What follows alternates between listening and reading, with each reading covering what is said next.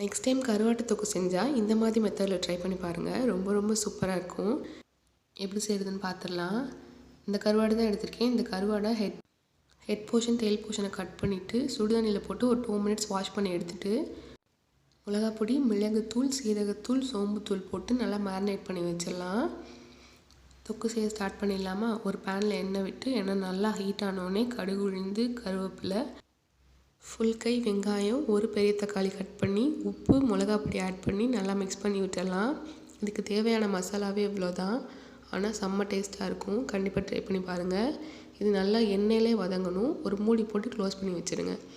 ஒரு 5 மினிட்ஸ் கழித்து நல்லா வதங்கினோடனே நம்ம மேரினேட் பண்ணி வச்சுருந்த கருவாடையும் சேர்த்துட்டு மூடி போட்டு ஒரு 2 மினிட்ஸ் கருவாடு வேகிற வரைக்கும் வெயிட் பண்ணி எடுத்து சர்வ் பண்ணிங்கன்னா ஒரு சூப்பரான கருவாட்டு தொக்கு ரெடி ஆகிடுச்சு.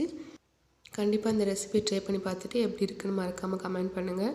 இன்னும் என் சேனலை சப்ஸ்கிரைப் பண்ணாமல் இருந்தால் மறக்காமல் சப்ஸ்கிரைப் பண்ணுங்கள்.